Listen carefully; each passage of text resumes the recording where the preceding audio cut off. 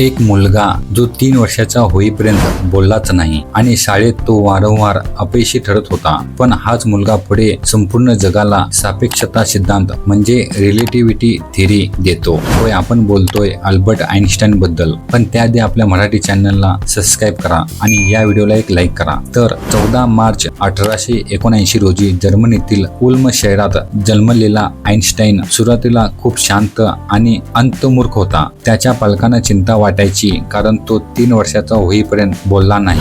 पण एक दिवस जेव्हा तो आजारी होता, त्याच्या वडिलांनी त्याला एक कंपास दिला आणि त्या छोट्या वस्तूने त्यांच्या मनात जगाविषयी प्रश्नांची वादळ निर्माण केली. शाळेत त्याला कठोर शिक्षण पद्धती आवडली नव्हती, पण त्याने स्वतःच गणित आणि भौतिकशास्त्र म्हणजे फिजिक्स शिकायला सुरुवात केली. 12 वर्षाचा असताना त्याने पायथागोरसचा प्रमेय स्वतः सिद्ध केला. 16व्या वर्षी स्विस पॉलिटेक्निक मध्ये प्रवेश घेताना तो काही विषयात अपयश ठरला, पण त्यांनी हार मानली नाही. 1905 मध्ये बर्नच्या पेटेंट ऑफिसमध्ये काम करत असताना त्यांनी 3 शोध निबंध प्रकाशित केले. त्यातील एक शोध निबंध म्हणजे सापेक्षता सिद्धांत, ज्याने जगातील विज्ञानाचा पाया कायमचा बदलून टाकला. मित्रांनो, कल्पना करा, एका कंपासने एका मुलाचं आयुष्यच नाही तर संपूर्ण विज्ञानाचं भविष्य बदललं. अल्बर्ट आइन्स्टाईन आपल्याला शिकवतात की अपयश म्हणजे शेवट नाही, तर एक महान प्रवासाची सुरुवात असते. आता तुम्ही सांगा, अल्बर्ट आइन्स्टाईनना भौतिक नोबेल पुरस्कार कोणत्या वर्षी देण्यात आला होता?